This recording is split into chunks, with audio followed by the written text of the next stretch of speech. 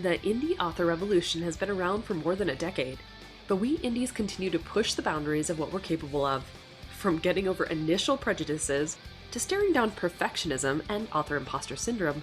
We've become a force to reckon with. Now, after years of hustle and grind, we indies are rebelling again. Gone are the days of publishing a book a month until we drop, and in its place we're sowing the seeds of a better way. A way with more ease, abundance, and flow. Get ready to learn about indie authorship from a whole new perspective. We're about to cover everything from releasing your poverty mentality to manifesting your millionaire author destiny. I'm Carissa Andrews, and this is the Author Revolution Podcast.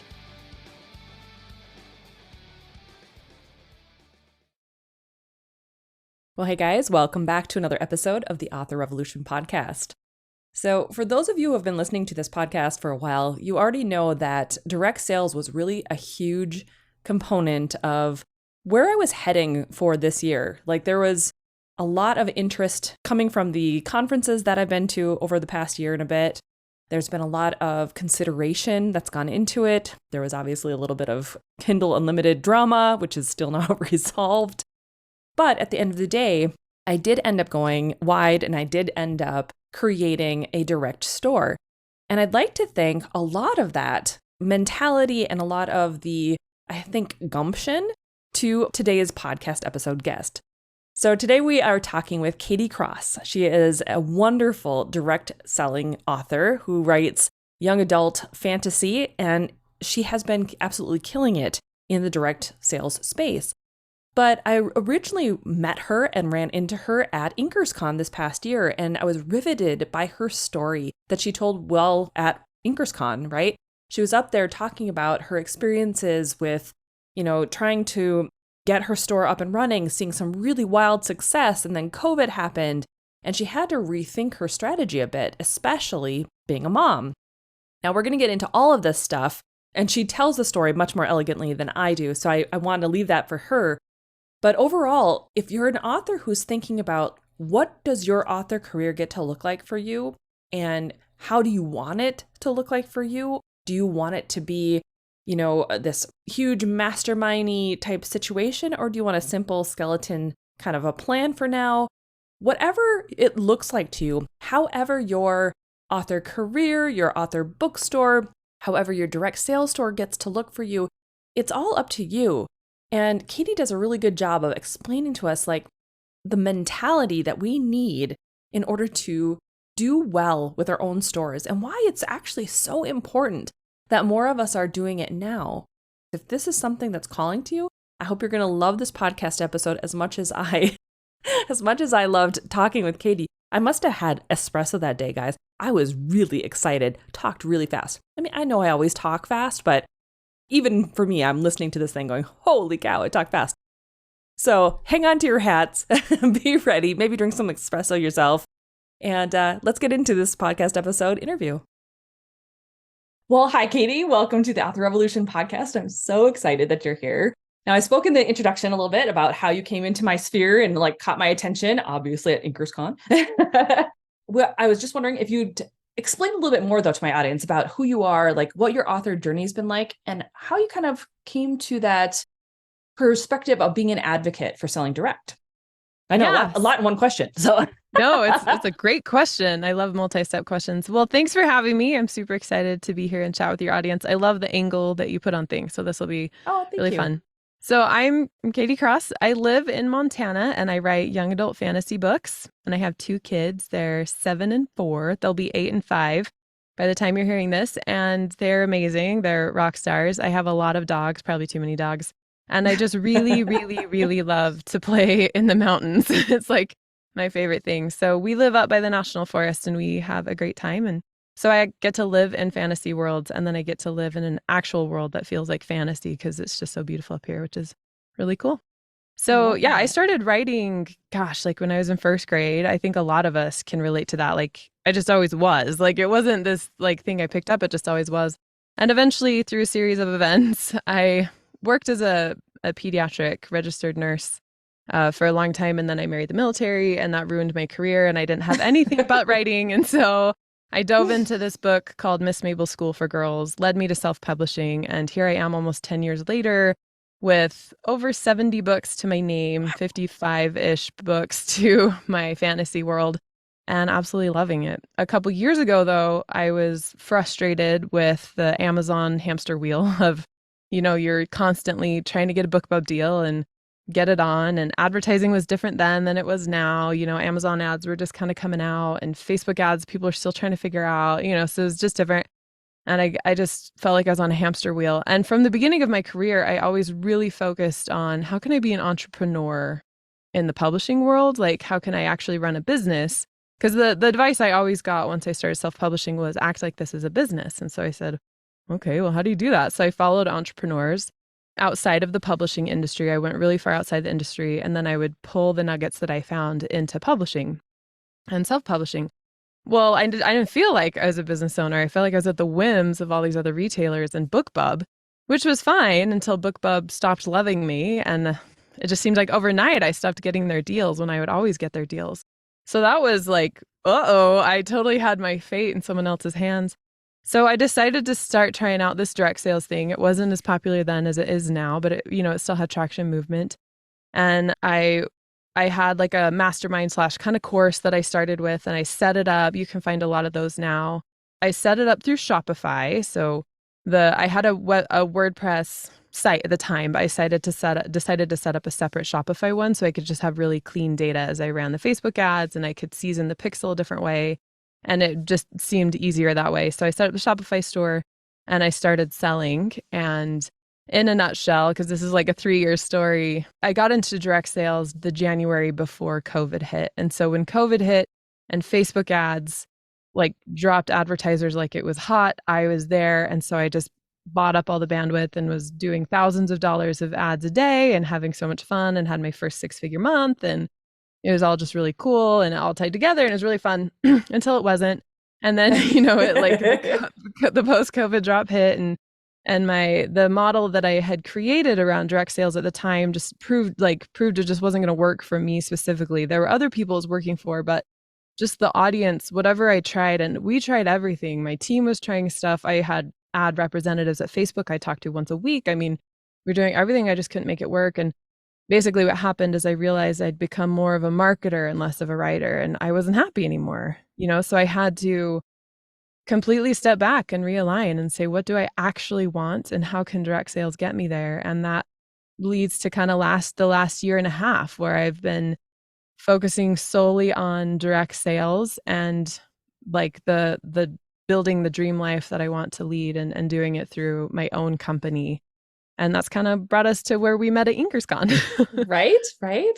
Okay, that's super interesting that you said like you weren't happy, you became more of a marketer and less of a writer. So do you think that was like the precipice of like where you needed to kind of put that hat back on and connect with the readers from like the reader author or even reader perspective, where it was like there was just like that disconnect? Because I know I get that way even sometimes, where it's like I'm more in the entrepreneur or marketer perspective. Mm-hmm.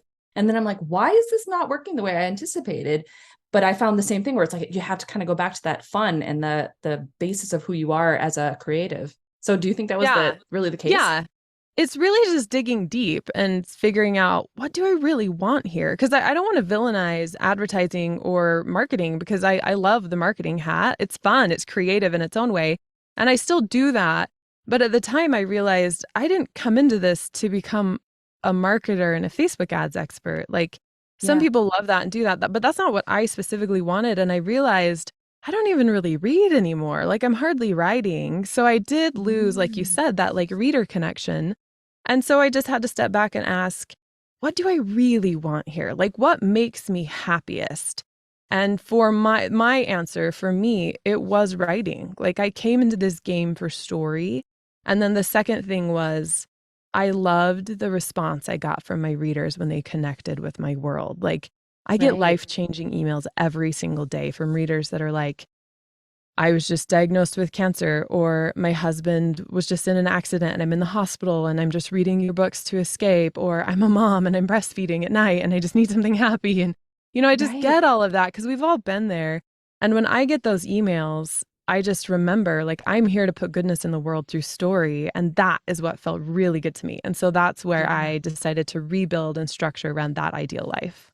That is so cool. I love that so much. And it's such a, when you think about it, it's like such a different vibe too, versus like, I'm here to sell the books that I've written versus I'm here to connect my readers with a place that's happy. I mean, that's so different, right? Exactly. So different. Like, that is so I'm cool. here to provide a place for you to escape and find courage again. Like that's the goodness I'm putting back into the world. And that's how I want to show up every day. Like, this is who I want to be over here.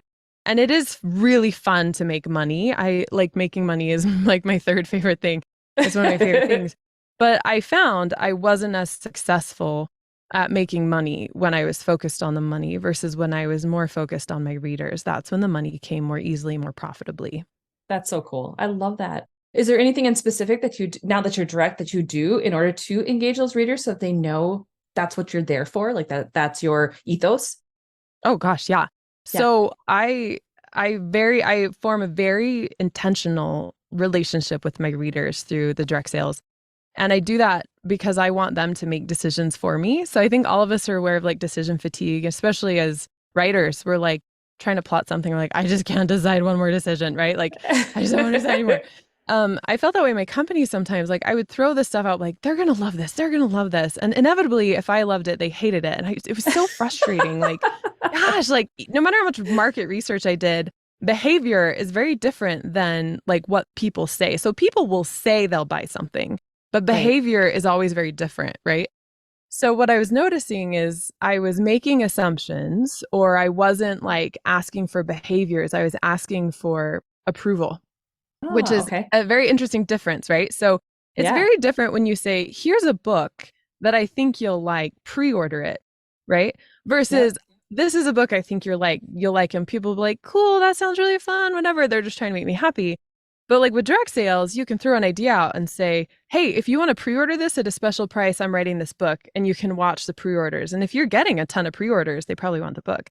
And if you're not, like, interesting, you just refund them and do a different idea. You can't do that at Amazon, right? Like, can you imagine? So then you let them decide what stories are coming out. And if you don't want to have to go through the hassle of refunding those pre-orders, then you just like try something else, like maybe have them vote for it, or just explain like, I don't care if you don't like the idea. Like, I just want to put out there what you're doing. And I've done that enough with my readers now that I know they're going to be honest with me. Like their behavior matches more of what they'll say because I've built up trust with them. Sure. So I will say to them, hey, here are 5 ideas that I'm willing to write for like the next book. Can you vote and let me know which one you want? And usually like they're going to vote the one, like the votes are usually pretty clear which one they're the most excited about. And then that usually does really, really well because they've made the decision for what I'm writing next. And I've already put out their books I want to write. So it's not like a struggle for me to write it. And in that way, they make my decisions for my company. And then it turns out people buy when it's what they want. Right? Weird. That's so strange. Can you imagine? So using direct sales, you can get super creative with one of the questions I ask myself is, how can I give this decision away? Like to the buyers, because then the behavior follows that you want. And that's one way that direct sales has really, in the nitty gritty, helped me just be more creative and more successful and profitable. It's almost like you've got a crystal ball too. You're kind of putting it out into the future, letting them like dictate what's coming, even like trend wise. Like if they're starting to all like the same thing or like the same kind of trope or the same kind of concept, it's like you can almost see like, oh, this is the way the market's trending. Okay, this is cool. Interesting. Yes, you can kind of anticipate. I wrote a novella that I was like, this is like a side plot that wasn't resolved. So I wrote a novella on it. And then at the end, because of this novella, there was like this whole story idea born. And I knew my readers would probably like the story idea. And so I just, only at the end of the book, so it was only for people who had read it. I just said, hey, I'm going to do this novel and it's going to be a big one. And I have no idea what its title. I just know its title. I don't know what's going to happen inside, but I know it will explain more of this novella. And I don't even know when it will launch, but it's probably in like 9 months. And I had thousands of dollars of pre-orders. And I was like, shut up. No way. But it was at the end of this novella that was really emotionally stirring for them. And I knew it would be.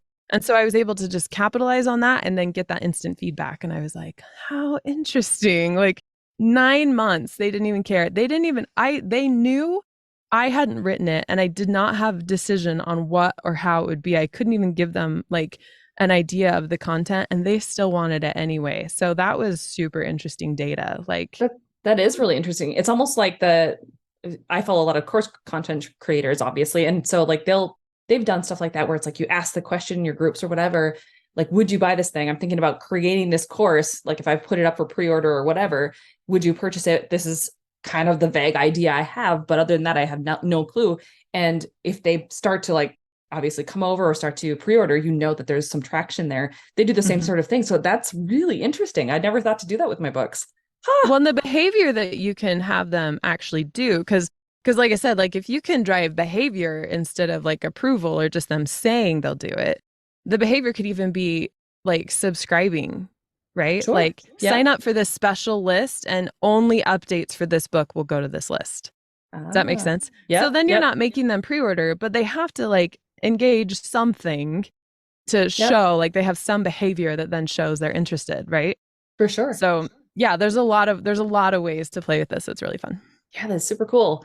Do you typically reach out to them through like a reader group or your email list? How do you get them to respond to your survey? Like, how does that part work?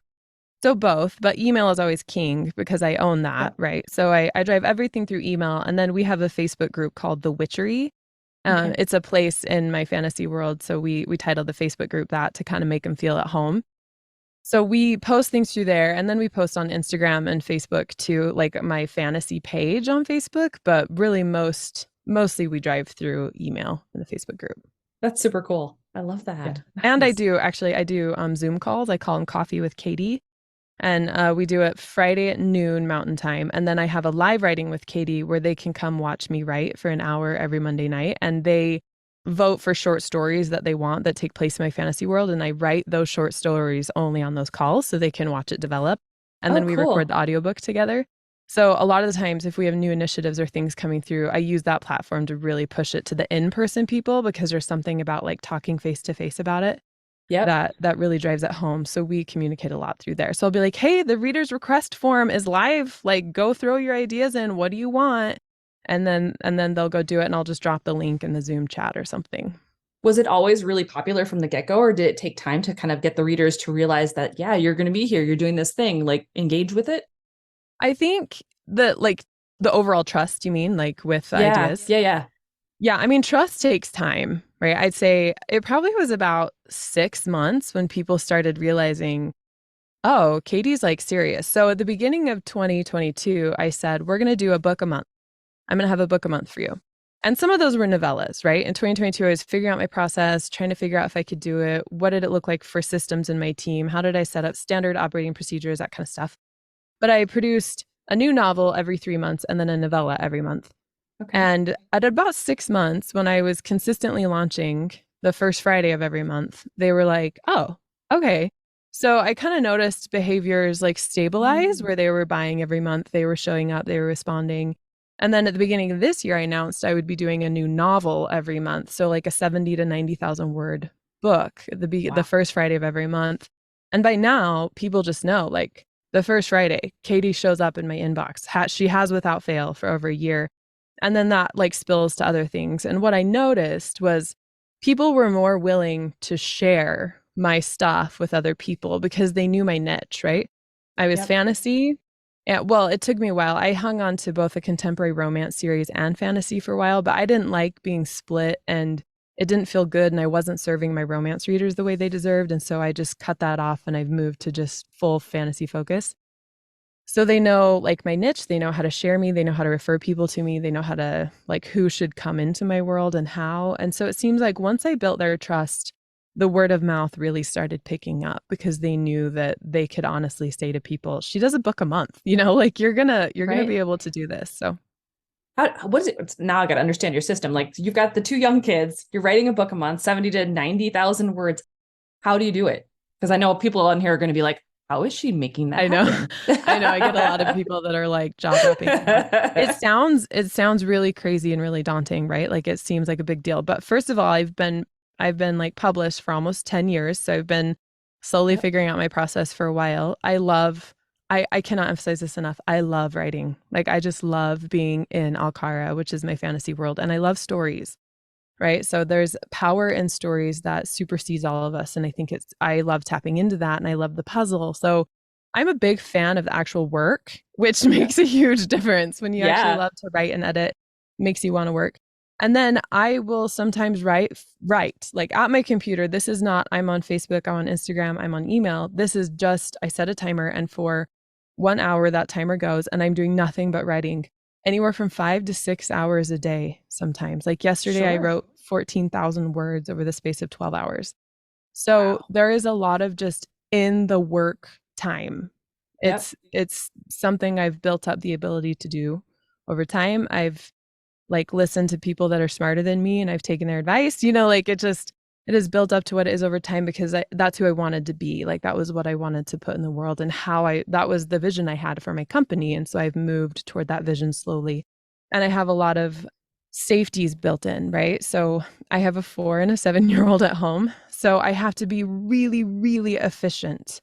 So when I'm mom, I'm mom. And when I'm working, I'm working. So I have a babysitter over here for 3 hours today, because I need to be away from them so I can actually work.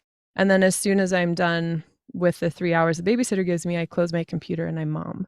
And then summer is the worst for productivity, right? Because I can relate. Daycare's all over the place. And like, it was solstice yesterday, so we were trail running. So there's a lot of, so we, like, I have to work at night now, but during the school year, I don't work in the evenings, but I have to in the summer because I'm catching up because I want to play with my kids. So it's about flexibility and efficiency. And I just know I have to write 10,000 words today, period. Or I have to edit 15,000 words today, period. It doesn't matter how that happens. That's just what has to happen today. And I just put myself on a schedule, and I just do that goal every day, about 5 days a week during the school year and 6 days a week during the summer. And then I always take Sunday as my full day off. That's super cool. And it's cool that you say it the way that you just did, because, I teach manifestation. So to me, it's, you make the decision, that's your starting point, and then you lock in the vibe, and you keep taking that inspired action until it's there. Right. And so for you, you're going, okay, I have to get 10,000 words done today. That's your decision. You trust that it's going to happen. You just keep going until it is. And it's like, that's the process. That's the process every day, over and over. I love that. Exactly. It's the same thing, which for some people that I talk to, they're like, I would get so bored. And I'm like, really? Because I'm like flying through this fantasy world, and I'm like writing with dragons, and there's nothing boring about writing these stories, Right? And it's different every day. Like yesterday, I had my kids were at daycare, but then I had like to go to a doctor's appointment for my daughter. So like sometimes I just write in the car, and I'm like, you know what? I just have to hit 10,000 words. So I'm going to write wherever I can write. And then I went for a run after dinner and playing with my kids. And then I came home, and then I just like wrote for a couple more hours, and I went to bed. So it's like, I don't have like, it can move and breathe. Like, it doesn't have to be so structured and regimented, as long as you're just locking in that goal and then hitting it no matter what. And that's it's so simple, and you just do it over and over and over and over and over and over and over again, like ad nauseum. It's really not super sexy. But it's super cool, because it's all about that trust of course I can make this happen. Of course it's going to be a thing. Of course. It's like, there's no question. Like, this will happen. Yeah, for sure. That's so cool. Have you played around with like trying to speed up, like either using dictation or AI or anything, like any of the tools to help you write faster? No. So I tried dictation when I had my daughter and I was breastfeeding, and I just could not wrap my brain around that. Maybe I was too distracted, like trying to like help her breastfeed and like talk out this dragon story. It just wasn't working for me. Sure. But and AI, like, I'm curious about AI, but to me, I'm a plotter and a pantser. I'm very much middle of the road. So I have whole stories plotted out, but then I pants the scenes. Yep. So the AI would take out the funnest part for me. Like if I were to prompt it and then get something, then I would just be editing it, and figuring out from there. I can see the value of AI as a prompter. If I'm stuck somewhere, it could just kind of give me something to look at, to move around. But for me, I get the joy and the discovery of, oh, this connects over here, and oh my gosh, this is what this looks like, blah, blah, blah. And like, there's so much joy for me in that. And then there's joy for me when I edit and it polishes and it cleans up and the words are so pretty and you find the exact phrase, and there's joy in that for me too. So I stay pretty solid with that, but I do track. So I usually, when I can, I set a timer, and then I see how many words I wrote or edited in that hour.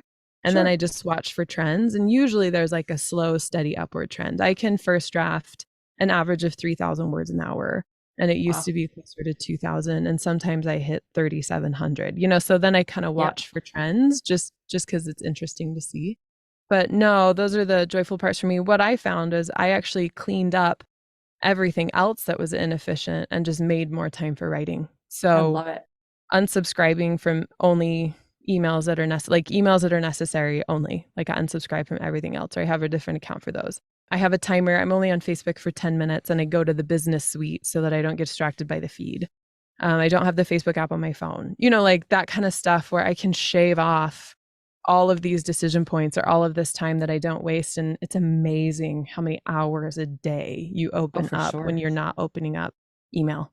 Yep. Like it's because if you're drafting and then you go check your email, your brain switches and there's so much lost time in that. And then trying to switch back to email. I used to think that was a bunch of crock, but now I'm like, there's so much you lose when you're like task hopping. Yep. So I do all of my business stuff at the beginning of the day or sometimes at the end of the day, depending on my goals. Like today, I was like, I have to get these specific 5,000 words written because I have 15,000 I have to edit. So I had a very clear goal before I went to bed, what had to happen today. So I didn't even open email or anything else. I just went right to writing in my early morning hours time and I got all of that done. And then I engaged in email and I'll have to finish it tonight after the writing's done. So sure. That is so cool. I love that so much. It's like the whole concept of it is just, it makes so much sense in my brain as to why it's working for you and why the whole process is so like spot on. I mean, it's great. It's fantastic. Oh, good. Yeah. I used to write a lot more like in those breathing moments, like you called it, that when my kids were younger. And now it's more like, okay, morning time is for this is that. And so I will batch those times so that my brain is in that zone of doing the one thing and one thing only. And then you move to the next thing because it's so true. It takes, I think they've done multiple studies on the multitasking aspect of it. It takes 21 minutes on average for a brain to get into the flow of whatever it is it's working on. Yeah. And the second a kid interrupts or the second you check your email or the second you go to Facebook, you've lost the momentum of it. And now you have to get back into that 21 minutes all over again. And so, Absolutely. If you have that time frame just to get yourself moving, that's the way to go because then you're not distracting it constantly. I think authors feel that so deeply too, because we'll go from like parenting or exercising or working or whatever it is we're doing. And then we're like staring at a blank screen. And it's like, oh, so hard to like drudge up these words, especially if you've been like flipping through Instagram, watching funny reels. Like, how do you like get into a fantasy world that's medieval, right? So I think authors more than anyone can appreciate that time gap. For me, I have found that if I am mentally focused on my first draft and then I like take a physical break, like I step away from the computer, run to the bathroom, grab a snack, come back, that's not hard for me to switch back in. Or if I like go for a run and I come back, I can switch right back into the story because it's like my brain is still engaged in the story in a specific way. But if I try to engage my brain differently, like with email or posts or like different stuff like that, for some reason, it is really hard to get back into writing. I wonder if it's that decision fatigue, like you were just talking about. I don't remember if it was in the podcast episode or before we started, but we were talking about decision fatigue. And I think parents in specific have a really hard time with this because they're constantly dealing with questions all day long, normal questions for normal everyday life. And then you're doing it for your writing. And so maybe it's part of that where it's like now all of a sudden your brain engages in a decision or a conversation it has to have, which is completely outside the world you're writing in. And so now you're using a different part of your brain, you're using different synapses. And so it's just, that makes sense to me. Yeah. Yeah. Same. Okay, now this is my question. So because I'm super interested in this, right? So you've said that you work with Shopify and I'm so curious as to like, what was the decision with Shopify versus like say WooCommerce? And like, what do you see as the benefits of Shopify? So for me, it was simplicity, right? I had like kcrosswriting.com was my old domain. I had that for a long time. And I just didn't want to like figure out putting WooCommerce on there. I mean, I buzzed around a little bit, but once I saw Shopify, it just seemed like so no-brainer to me because, you could put your Facebook pixel on there. You can open up a Pinterest channel. It's such a big company. There's so many ways to access it and all the apps that funnel to it. And the dashboard was just really easy. Like it all just came really easily to me. And then you can buy the domain for like $19 a year through Shopify and have access to all the DNS and backend stuff. And then that just became my website. So I eventually just phased out my old one and everything is run through the store, which I love because then I'm just shunting to this platform that's really easy, all of this like SEO juice, right? I'm not fighting with myself. It's all going to the store. And I like that because I had WordPress for a long time and it was fine, but it sucked up a lot of my time just figuring out all of the like stuff behind it, right? And all the updates and blah, blah, blah. So that sucked up more attention than Shopify ever has. And there's just so many apps now and so many app developers that you can just add on. Like you can add reviews, you can add like frequently bought together is a really cool app. There's just so many that you can add and like just diversify and create new funnels and new things that was really easy on Shopify. Are there any apps in specific that you think all authors should utilize? Yes. Other than obviously frequently bought together. Frequently bought together for sure. Judge Me, I have for my reviews. People can put reviews. I think it's Honeycomb for funnels. That's really, really good. I really like Honeycomb. About that one at Anchors. Yeah. Yep. Honeycomb for funnels is really good. Those three are sort of like your trifecta just to give the people what they want. Like people do want to write and see reviews, and you can train people to eventually write from your website over time or to review on your website over time. I've tried some other apps that I just didn't love as well. Those are the ones that really come to mind the most. I'm just going to look really quick because it lists them. Oh, there's different. I also use Lulu Direct for my paperbacks so that they have an actual app on there that makes it really easy to access. And then another good one is there's a bunch of print on demand for merch, right? Ooh, so cool. like you can like just upload a design and like create t-shirts. And then like you get half and the print on demand company gets half and then they drop ship for you. So it's like POD paperbacks, but for merch. And which company is that? I use T-Launch, but I'm sort of waffling. I might go to someone else, but they've been okay. Some of their backend, it's like not supported on Shopify something. I don't know if they just need to update something, but there's been a few little quirks that I'm like, I use it so infrequently. I have one that you're looking at then. There's a couple. I haven't actually chosen one. Oh, okay. Yeah. Some people have told me about Printify. Yeah, I've heard good things about Printify. And when I first like looked at this, I had someone else recommend T-Launch to me. When I first looked at it, I had like shopped the App Store for a bunch of them, and there were a lot. Like, and they all have like reviews and like trials and all this kind of stuff. But I've heard good things about Printify too. So yeah, cool. I like that Shopify just makes it easy to do things, and you can have blog posts or pages or videos that are embedded. You know, you can do just about anything you want to make it look really, really amazing. I love that.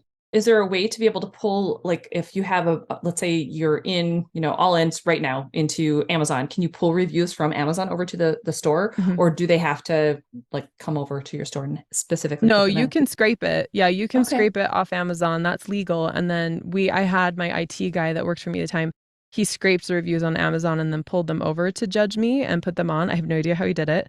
Like I was like trying to get him to do standard operating procedure over it, but it just fell through the cracks so that we could do it later. But I think maybe it says on the reviews that they're from Amazon or something. I'm not sure how that works. But that's cool. You can scrape reviews from Amazon and put them over, at least through the Judge Me app when I first started using it a couple years ago. I haven't tried updating it since. That's awesome though. That at least gives like readers and obviously the authors another way to be able to get people to see that, look, this isn't just a book that someone just randomly puts out there. This has got reviews. This has got some, reader interest already. And so now we're moving over to our own store. We're doing our own thing, but it's the same book. That social proof is really powerful. Yeah, for sure. Yeah. That is super cool. So how do you, you mentioned it a little bit, but how do you encourage readers to find you and your books and then purchase directly from your author store? Like what is it that you do then? So the main thing is that I don't ever share any other retailer link. The only time that lately we have done that is sometimes when we have a new book go on Audible, we'll put it on Facebook and we're just kind of testing to see, do people actually click on this? Like what's going on here? Do people go to Audible?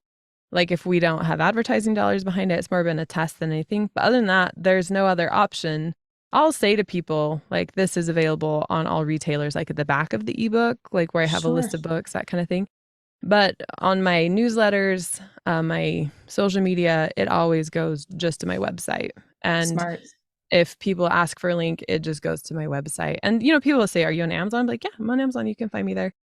And I'm there and I'm easy to find there and it's organized there. I just don't provide that sort of juice to them. And there are some people that probably do leave and don't buy from me, but most of the people that really matter are buying straight from me because they get a discount, because I can add value really easily. And it's a much more fun shopping experience than like at Amazon where you're just getting blasted with ads everywhere.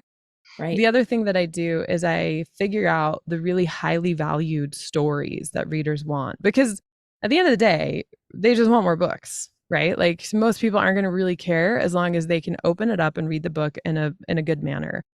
So I just figure out if that's what they want, that's what our readers want, and their behavior shows that they're going to buy it. How do we add value in a way that they can't say no? Right? That's really like the secret behind driving sales. Like, how do you add value in such a way they can't say no? So I just write more stories, but I write the ones they really want. So I'll sculpt my novel in a way that there's a subplot that does resolve, but maybe it resolves in a way that isn't super clearly seen, that the readers would be like, I want to know what happened, like exactly what happened, right? So then I have that story written. And at the end of the book on the retailer, I'll say, if you want to hear how this went, just click right here. And it goes right to my store. And I'll say, this is the only place you can buy this, is right here. It's only 99 cents or $1.99 or $2.99 or whatever it is. And I get those first time purchasers all the time. And then what happens is they'll be like, oh my gosh, there's all these other stories I didn't know were here because they just found me on Amazon. And then I will see like high orders, like $80 to $150 orders where people just go through and get all of the books that are only on my website and buy them all at once. Wow. Right. So then I've made a customer of them and they'll stay with me. Yeah. And then I do awesome customer support. So for a while I had a customer support VA that's all she did. I do my own customer support now because we have honed it and like perfected it to such an art that it's very rarely I have a problem with customers. And most of the time they've just used the wrong email address when they order. That like autofill puts a different email and they don't see it and they don't get their book and they're upset. And I'm like, well, there was no order. What other emails do you have? And it takes like 2 minutes, right? So I don't even have to pay for a customer support VA these days because we've just honed it and perfected it. But that awesome customer support and emailing directly with me also gets people really excited. Like I get readers all the time. They're like, this isn't actually Katie, right? I'm like, yeah, no, it's me. And then they get they like fangirl over email, right? They just like get really excited. And that's where they really start understanding, oh, like she's here talking to us. And then they find out, oh, like I can talk to her on Zoom. Like that's so cool, you know, and then we become friends. And that's where that relationship really starts. That's so cool. Now I'm going to have to go back to that in a second, but you mentioned Lulu for your paperback books, but do you use like BookFunnel or some other place to be able to deliver the ebooks then? BookFunnel and Lulu are my two delivery services. So BookFunnel delivers the ebooks and audiobooks, and I cannot sing their praises high enough. And then Lulu does my print on demand paperbacks, and I absolutely love everything about them. So they make it so easy for me to run this, honestly. Without them, I'd be lost. I love it. I love it.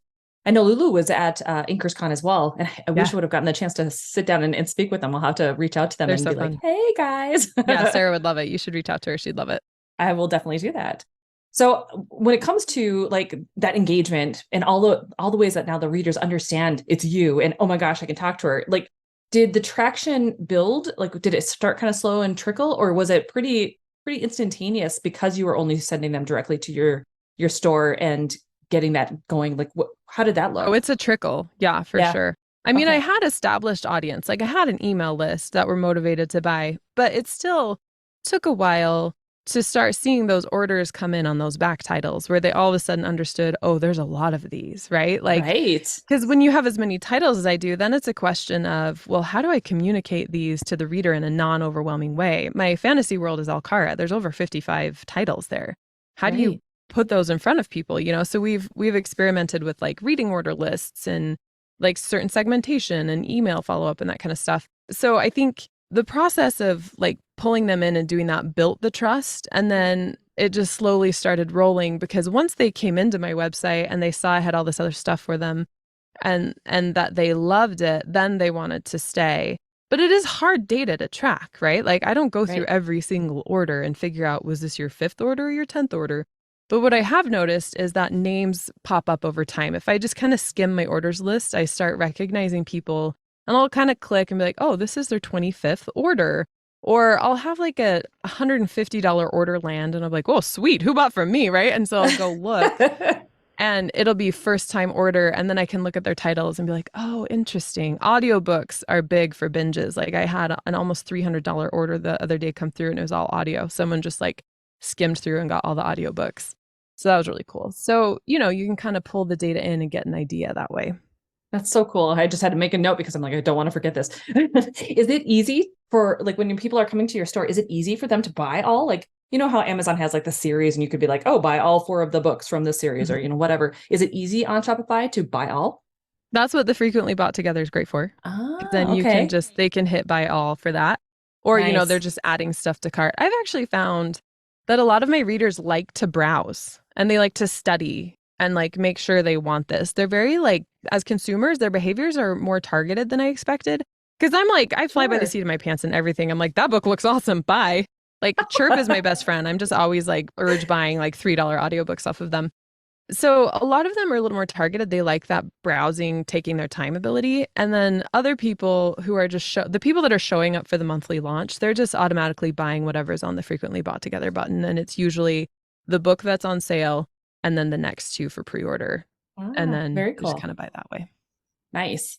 So I'm curious too about, I think you mentioned like the automations behind the scene with your emails, right? That you have like, if they come into your world at a certain point, do you have a lot of different automations in the background to keep people engaged in the world?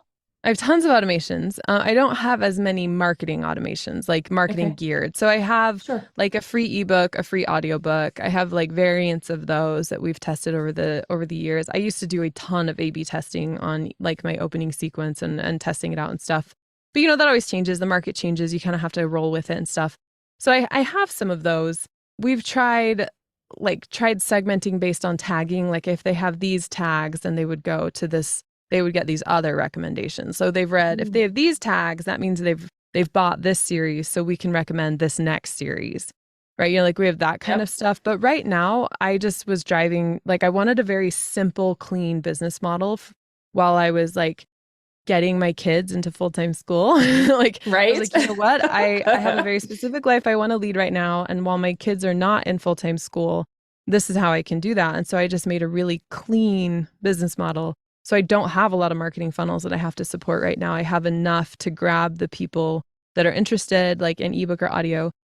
And from like in the fall, when my daughter will be in school full time, and I'll have a couple more hours every day, I plan to take those extra hours I have and start building out more robust marketing systems and testing those out. So nothing too complex right now because my life just didn't support it. Sure, but that's really cool. I love that. For me, it's the same kind of situation where, well, a little bit of like sideways stuff went down too. I had automations in the back end. I use MailerLite. And so I had all that. And then when MailerLite kind of shifted to a different business model, I moved everything over and integrated. And then all of my automations broke. And so I'm like, so I had to figure out how to get them all back up and running. So it's always very interesting to see like who's using them, how are they using it, what's the best way to engage. I'll be talking with Holly Darling as well soon. And so I'm going to be definitely picking her brain.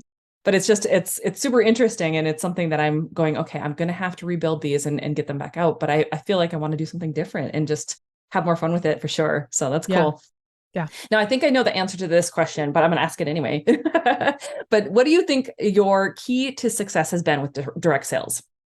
Oh, my relationship with the readers. Yeah. I mean, it's all, I'm building the business that they want, right? Like in the fantasy world that they want. And so I think moving them to be the decision makers and, like they don't know that necessarily. I mean, they wouldn't be surprised to hear me say that, and there are obviously decisions I make, but letting them really dictate, like, what do you want and when do you want it and what feels good?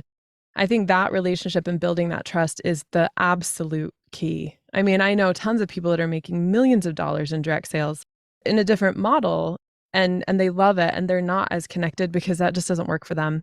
I think for me, with such a simple skeleton model, so that's the key here, is I have a very skeleton model so that I have time to write. Because remember, it was all about the life I wanted to lead. And the life I wanted to lead was outside in the mountains, right? And I wanted running to those write trails. Stories. Yes, I have trails to run. Thank you. So it's like I had a very specific goal for my life, and that necessitated a very clean, simple business model which to me is a delight because I don't have to think that much about it. Where I have run a very complex, like bigger model that made a lot more money, but required a lot more of my time and attention. And I got a lot less time outside. So having such a clean, streamlined model built on my audience doing a lot of the marketing for me, that necessitates this sort of relationship with readers. But that I do want to be clear, like that's not going to resonate with everyone. There's going to be people who are like, I don't want to hop on Zoom. There was an author I spoke to at InkersCon. She's like, I write under a pen name and I don't want them to know that I'm a woman of color. Like they think I'm probably just this white woman, and it would break my entire brand if I were to reveal that. And I was like, that's tough, right? Like, when you aren't sure what they're going to do. So there's like, she wouldn't want a model like mine in the same way. Like I'm very like face forward, people see me. So it's going to be a different model for everybody. But for me, the connection to the reader was required for me to run this clean business model, build trust, and be able to have those recurring sales every month to drive the cash flow. I love that. So no, were they the ones that also kind of helped you make the decision about doing a book a month? Like, were they the ones that were requesting that, or was that your decision up front just to like build that consistency? That was my decision to build the consistency because that's what my cash flow required. Okay. But I have asked them since, like, is this too fast? Would you want faster? And of course, they're like, we would read your grocery list, Katie. Like, we would read anything, right? So like because sometimes I launch a short story, about every 3 months, I launch a short story on the third Friday or whenever it's available. So sometimes I do 2 launches per month. Those are like more subdued. And they're just like a fun cash flow injection. They're not anything I tried to build stability off of. So I made that decision. But I did that decision based on their behavior because they were showing these behaviors that when I launched books, I made money, right? Right. So like, well, I want that money every month. And so that's what I started doing. Super cool. What does your launch look like then? Like, how does that, obviously you have like the Zooms and everything, your emails go out, but what does a launch look like to you? Oh my gosh, my launches are the best. So I schedule and automate almost every bit of it. Like I go on vacation during launches because I do it so much now that like it's pretty, and part of the building trust thing that I did was I just made everything easy for my reader because none of us like to make decisions, right? So they aren't like, I use the same subject line in the email for every launch. It says new book available today. So every time I have a new book, it's going to be the same subject line and they know exactly what that means. And I get like a 40% open rate on it, right? That's great. So I make it really easy for them. And then I just have emails that go out. I sometimes offer a discount. I don't offer sales a lot because I want to reserve those for when I need them and so that they're special. So I have like a banner that I put up on the website. I have like towards the top below my subscribe like offer, I'll have a picture of the latest release and a little description. I change that. And then we have social media posts and then I do a coffee with Katie call that day. But really my launch is like a week or 2 before when all of the final files for everything comes through. I schedule and finalize the launch a week or 2 before. So launch day is like a super like, cool, we're launching. And then I just spend a little more time on social media. Like I'll do a reel for Instagram. I'm not really that good at it. Like I just like do a video where I talk and I'll spend a little more time in the groups and that kind of stuff. But other than that, I have writing to do, like, and I would really, it's normally we launch on Fridays and normally by then it's like, I kind of want to go play outside. So like, right. Go do other stuff. So my launches are subdued. Do you write ahead of yourself to the point where you're like a couple of books ahead, or do you like write it and then launch it? So I'm 2 months ahead. So I am writing the book that will come out I believe in September. Yeah, I think so. I'm about 2 months ahead. Got it. That makes sense. The book, I should be getting a book back today or tomorrow from both my title manager and my audio guy for the 1st of July. And then the book that launches in August will be going to my editors in a couple days or like at the end of the month. And then I'll get that book. Yeah. So I'm about 2 months out. That's great. Yeah. I think that helps too, where you're not feeling quite so stressed. Like, oh my gosh, I need to like do all the things and get this stuff out and create all the things. And I'm not quite finished. And it's like, that creates a lot more undue stress. And I couldn't do it. I couldn't do it if I didn't have so much leeway. Like it's a very stress-free cycle. And I again, built it that way on purpose. For sure. Yeah. So do you have any advice for not necessarily new authors, but for authors who are new to direct sales to kind of like put their toes in or where they should start? I mean, obviously you do, but like what would your advice be? I think really the most important thing is to understand that it's going to start slow. Like it takes a while to build trust and to train your readers to buy from you. You have to train to buy from you. So, get your store set up, whatever, but consider offering higher value, not the same. So if they can get it on Amazon and they're used to getting on Amazon, why wouldn't they just go to Amazon, right? But if there's something of high value that they can't get on Amazon and they really want it, is there like a scene that you can't cover or like a short story or novella, anything that you can at least put on your website and say the only place you can get it is here, and just be really confident and say, this is going to give, like, I'm doing this because this is a better experience for you, which is true, right? This is totally true. We're doing this because you can give them more this way. And I've been really honest. Like, I don't like necessarily bash Amazon, but my readers understand that Amazon is not in it for me and I am not in it for them. And that's fine, right? Like, we don't have to be buddies. So my readers understand that and they're very supportive. They're like, we want to buy popsicles for your kids with this money. So I would start by consider adding value instead of just cheaper versions of what you already have. It's good to have your books for less than they are in the retailers, but you want to draw them in with something they can't get anywhere else. Maybe for your audience, that's t-shirts or coffee mugs, or maybe there's some joke you can make between your books and what you offer, right? Like I have these readers that are convinced that this dragon of mine, they're like, he didn't die. I was like, you guys, he died. Like he was in a death spiral. He was like plummeting from the air and there was fire around him. Like his name is Elis. I was like, I'm sorry, you guys, Elis died. And they were like, you don't know that, because I always say, I'm not in charge. Like I'm always like, look, I'm not in charge. Alcara is in charge. It'll come to me. I'm just the person that gets out of the way and then the stories come, right? So I always say Alcara is all of ours. So they've like taken that to the next level. Like, you're not in charge. Alcara is in charge. And Alcara is going to reveal to you in the next Bianca series that Elis is alive. So they've started this Elis Lives petition. Like every copy with Katie, this comes up. And I wrote this book like last fall. Like it's been like 6 months. We're on to this whole new series and they're still talking about Elis. So I finally, as a joke, made these t-shirts that says Elis lives. And then I made another one that said Elis dies, so that like the competing sides could choose what t-shirt they want. So they buy these t-shirts and they wear them to the Coffee with Katie call. I can't even make this up. Right. And they're I love that so much. Right. So that's high value. Like they can't get that on Amazon. They can't get that anywhere but my store. So cool. That's the way to think about this. Right. So think, what can you do that makes your readers part of your world? Because if your goal is like mine, you're really just trying to create a better, like a place for people to go when they need to find their courage again, right? You want to build that escapism, because that's why we all go to books. I think at the heart of us, we're all writing books for this purpose. So you want to find ways to make your store connect them to your world so that they always want to come back. So now I have Elis Lives, Elis Dies t-shirts. I take their favorite quotes and I put them on t-shirts or coffee mugs or whatever. Like I'll do that. But mostly they're here for the stories, right? So find stories that are high value that you can start offering from your store nowhere else. And then let that trust slowly build, right? And charge money for it. Like charge money for those stories. I know some direct sales authors are like, well, I'm not going to charge anything. I'm just going to make them go through the buying process for them to get used to it. It's like, you can do that, but like, let's train them that you're worth the money too, right? It's like $1.99. Like behavior doesn't change all that much between 99 cents and $1.99 in my experience. When I test price points, the behavior of purchasing is almost exactly the same between the two, except in one you get $1 more, which doubles your profit. So like go for $1.99. Right. So just consider, what are you training them to believe about your store, and then go that way.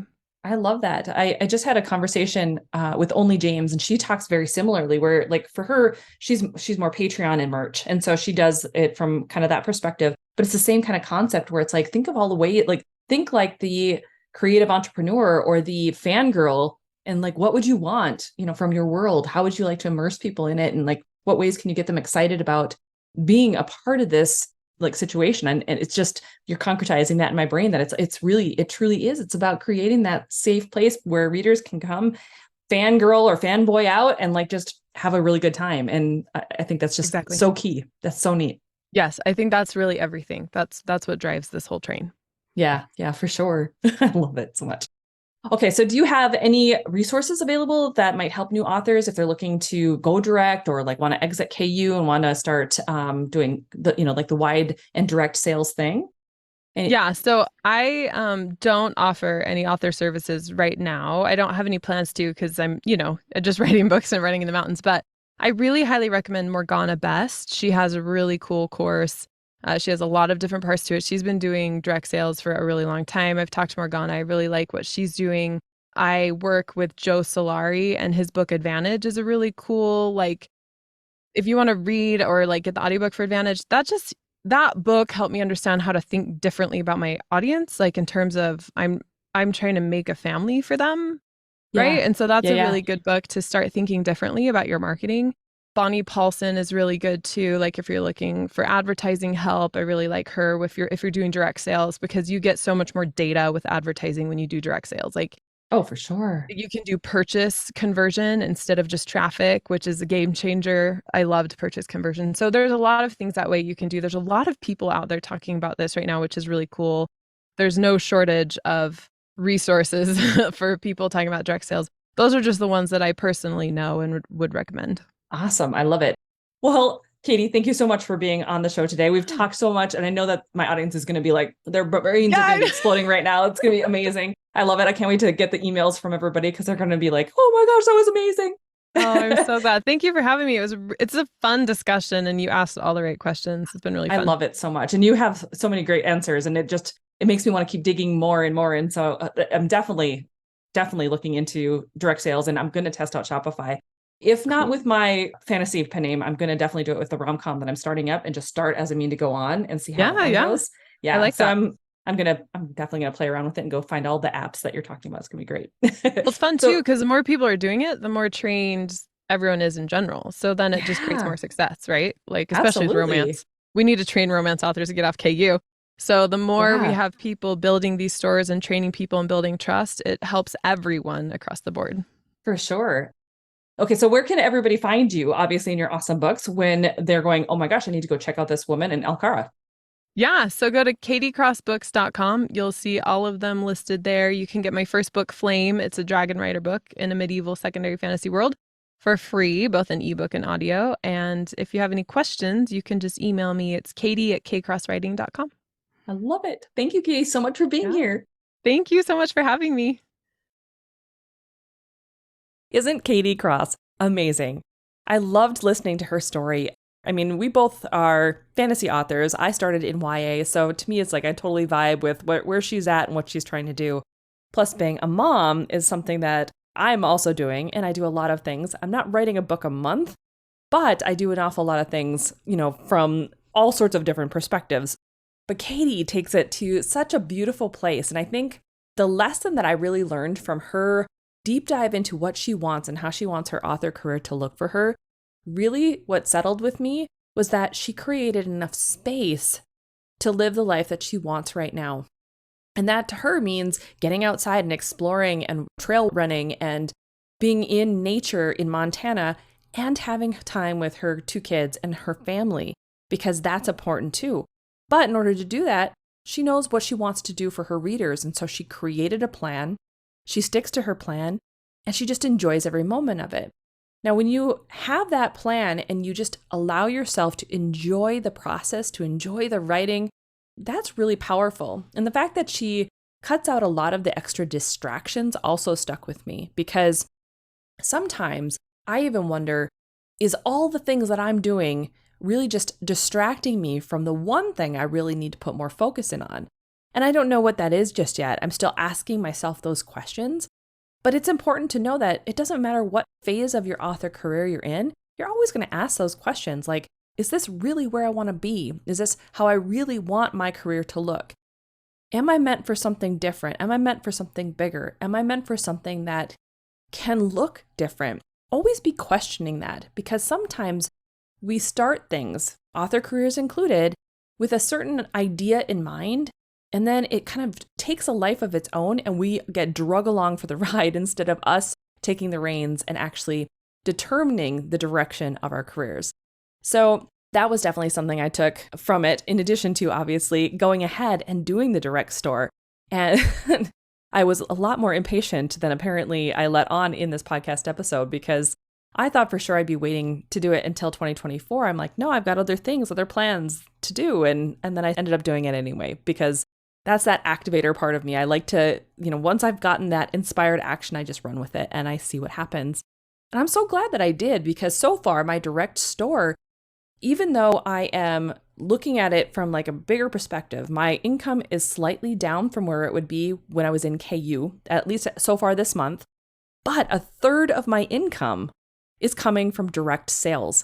A third of my income. That means a third of my income has been available to me right now. Like not 2 months from now, but a third of my income is available right now, which is amazing to me.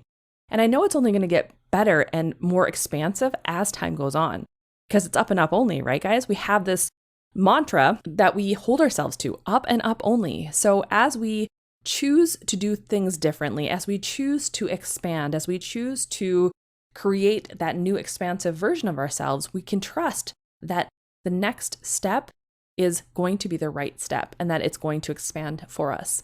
And so that's where I'm at for sure. And I'm looking into, more ways of being able to be inclusive in my direct store. I'm looking for more ways to be able to add value to my readers. I am looking at the way all authors that I know of who are doing direct sales are doing certain things, like what apps are they using? How are they motivating their readers? How are they engaging with their readers? I'm asking my own readers questions, trying to figure out what it is that they really want from me. And that is really powerful stuff. Because as we give our readers what they want, they'll reward us with not only their loyalty, but their readership as well. And we want both of those things, right? It's pretty powerful. And Katie is just such a shining example of what is possible, of the mindset that we need to take and then utilize and trust that this all gets to work out for us in the way that we want it to work out. Like we can recreate, we can, be the phoenix that rises up from the ashes and reinvents ourselves. Taylor Swift, is that you, right? We can be whatever we want to be, and no one else has to put us into a box. It's up to us to just reinvent every time we feel like we are getting stuck or feeling like we are not quite living up to the potential that we have inside of us. So that's kind of the overall lesson, the vibe that I took away from this conversation with Katie. She's going to be coming onto the podcast again. We're going to actually be having a conversation, a little bit of a deeper conversation about what it's like being a mom and being a powerhouse, right? A publishing powerhouse, and trying to do all the things and making sure that not only is our publishing heart and our publishing drive being met, but also our family life and making sure that we have that balance. So stay tuned for that. It'll be coming later on this year. And so hopefully you enjoyed this podcast episode as much as I did recording it and having the conversation with Katie, even though I was hopped up on some caffeine or something. Holy man. How she kept up with me, I don't know, but it's great. Hopefully you kept up with me. I talk fast when I get excited. It's just who I am. It's by now 201 episodes. I would hope that you know that. So speaking of episode 201, if you'd like to download today's transcript, go ahead and head over to authorrevolution.org/201 and you can grab it there. I will also have all of the links to the things that Katie was talking about. Like we'll obviously have a link to her website. We'll have a link to Shopify and a bunch of the apps that she described, as well as Joe Solari's book and some other things. So just head over there if you want to be able to click on them and go easily over to those places. So again, that's authorrevolution.org/201.